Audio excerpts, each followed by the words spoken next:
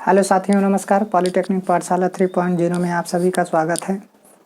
पिछले लेक्चर में हमने आपको बताया कि जो लो वोल्टेज वाइंडिंग होती है कोर के नज़दीक रखी जाती है और हाई वोल्टेज वाइंडिंग को कोर से दूर रखी जाती है। समझ में आया? मतलब क्या है कि लो वोल्टेज वाइंडिंग के ऊपर जो है हाई वोल्टेज वाइंडिंग को क्या किया जाता है, रखा जाता है। ठीक है, उसके ऊपर जैसे ये हमारा लो वोल्टेज वाइंडिंग है तो इसके ऊपर क्या कर दिया जाएगा, हाई वोल्टेज वाइंडिंग को रख दिया जाएगा।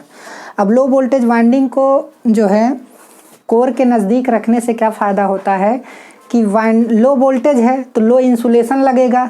समझ में आया? अगर हाई वोल्टेज रखेंगे तो हाई इंसुलेशन लगेगा। तो कहने का मतलब है कि हाई वोल्टेज वाइंडिंग को लो वोल्टेज वाइंडिंग के ऊपर रखते हैं, इससे इंसुलेशन क्या होता है, कम लगता है। समझ में आया? क्योंकि अब लो वोल्टेज वाइंडिंग कोर के ऊपर पहले इंसुलेशन चढ़ा लेंगे लो वोल्टेज के हिसाब से, फिर उसके बाद लो वोल्टेज वाइंडिंग को उस पर रख देंगे, उस पर चारों तरफ वाउंड कर देंगे, फिर उसके बाद थोड़ा सा इंसुलेशन दे करके हाई वोल्टेज वाइंडिंग को क्या कर देते हैं, रख देते हैं। समझ में आया? तो इससे इंसुलेशन क्या होता है, कम लगता है। और दूसरी बात क्या है कि हाई वोल्टेज वाइंडिंग के बाहर रहने से ये फ़ायदा होता है कि उसमें टैपिंग कर दी जाती है। क्या कर दी जाती है? टैपिंग कर दी जाती है। टैपिंग करने से क्या होता है कि डिफरेंट वोल्टेज लेवल को हम क्या कर सकते हैं, प्राप्त कर सकते हैं। जैसे मान लीजिए हमारी हाई वोल्टेज वाइंडिंग है, ये हमारी क्या है, ये हमारी क्या है, हाई वोल्टेज वाइंडिंग है। ठीक है, ये लो वोल्टेज वाइंडिंग है। अब मान लीजिए अगर हाई वोल्टेज वाइंडिंग की बात करें तो हमारी मान लीजिए हाई वोल्टेज वाइंडिंग होगी, तो यहाँ पे टैपिंग की जाती है। तो ये टैपिंग जो है ऊपर नीचे वैरी करता है। ये टैपिंग जो है ऊपर नीचे क्या करेगा, वैरी करेगा।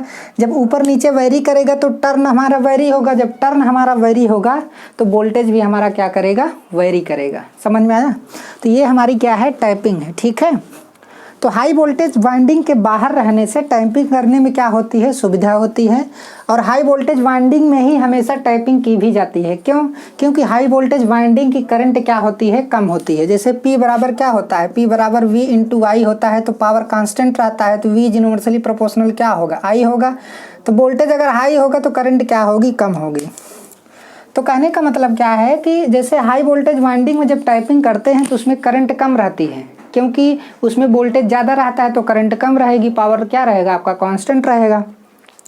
तो यही कारण है कि हाई वोल्टेज वाइंडिंग को क्या रखा जाता है, बाहर रखा जाता है। इससे एक फ़ायदा और होता है कि इंसुलेशन की क्या हो जाती है, बचत हो जाती है। ठीक है, तो यहाँ पर लिखा गया है कि यदि हाई वोल्टेज वाइंडिंग को कोर के नज़दीक रखेंगे तो इंसुलेशन ज़्यादा यूज होगा, जो कास्टली होगा। ठीक है, और tapping is always provided on high voltage side. Tapping को हमेशा जो है हाई वोल्टेज साइड ही क्या करते हैं, प्रोवाइड करते हैं। ठीक है, अब उसके बाद क्या है, अब यहाँ पे क्या है कि जो कंसेंट्रिक वाइंडिंग होती है वो कोर से काफ़ी दूर होने के, मतलब हाई वोल्टेज कंसेंट्रिक वाइंडिंग जो हाई वोल्टेज होगी, हाई वोल्टेज वाइंडिंग जो होती है कोर से काफ़ी दूर होने की वजह से लीकेज फ्लक्स क्या हो जाता है, बढ़ जाता है। लीकेज फ्लक्स क्या हो जाता है, बढ़ जाता है। जैसे मान लीजिए ये हमारा क्या है, कोर है, ये हमारा क्या है, कोर है।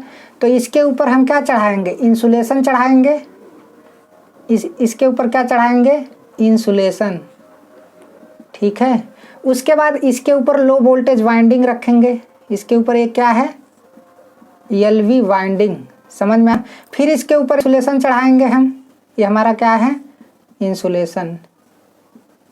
ठीक है, फिर इसके ऊपर क्या चढ़ाएंगे, हाई वोल्टेज वाइंडिंग चढ़ाएंगे। ये हमारी क्या है, HV वाइंडिंग। तो आप ये देखिए कोर से ये वाली वाइंडिंग की दूरी क्या है, काफ़ी ज़्यादा है।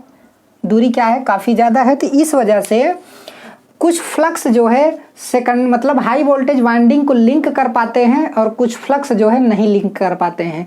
तो जो नहीं लिंक कर पाते हैं वही लीकेज होता है। तो जितनी दूरी बढ़ती जाएगी उतना ही लीकेज क्या होता जाएगा, बढ़ता चला जाएगा। समझ में आया? क्योंकि जो फ्लक्स है हमारा वो तो कोर पाथ में ही रहेगा। समझ में आया?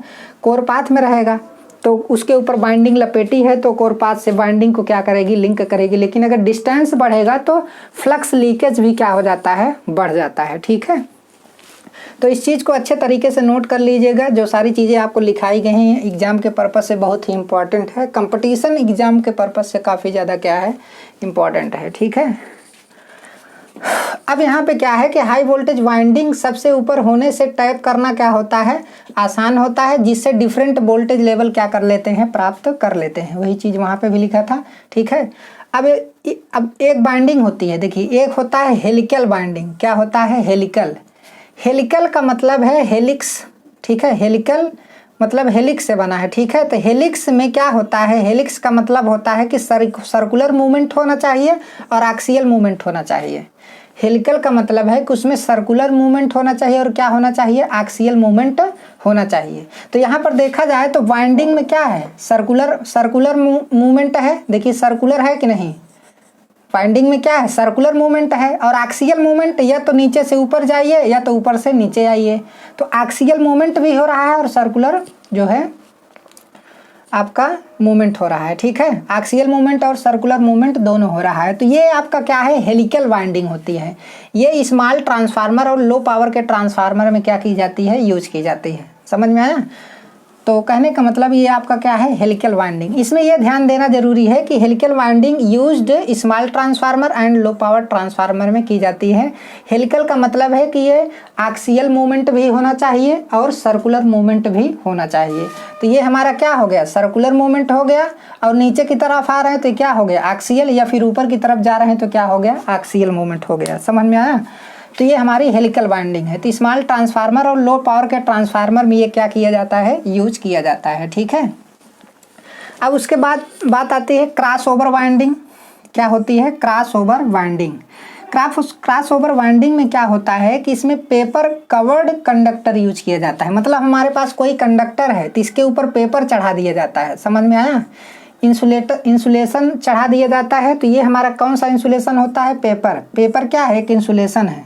तो कंडक्टर के ऊपर पेपर चढ़ा दिया जाता है। तो क्रॉस ओवर वाइंडिंग में जो है कंडक्टर के ऊपर ऐसा कंडक्टर यूज होता है जिसके ऊपर जो है पेपर चढ़ा होता है। एक प्रकार का क्या होता है, इंसुलेशन होता है। यह स्मॉल ट्रांसफार्मर में हाई वोल्टेज एप्लीकेशन के लिए क्या किया जाता है, यूज किया जाता है।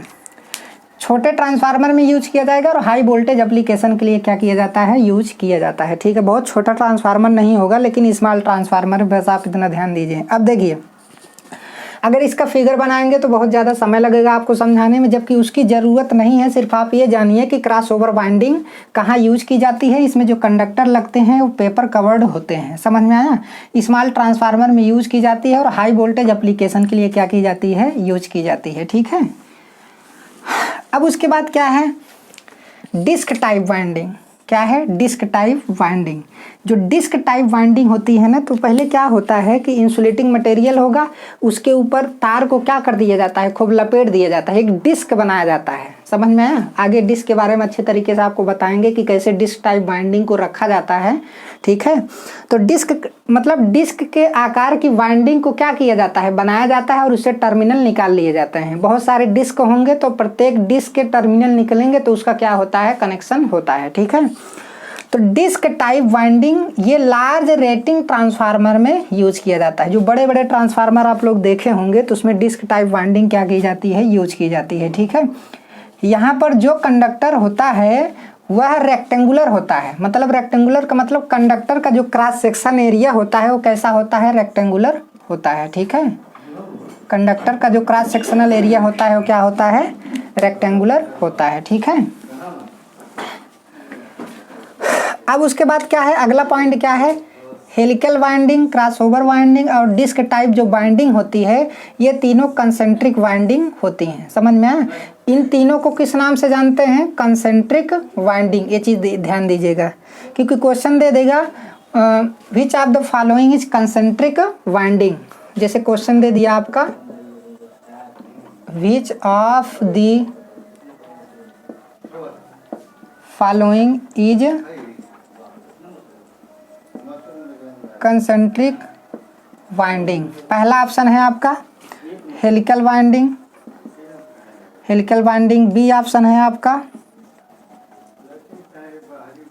क्रॉस ओवर वाइंडिंग, ठीक है। और सी है आपका disc type winding, disc type winding.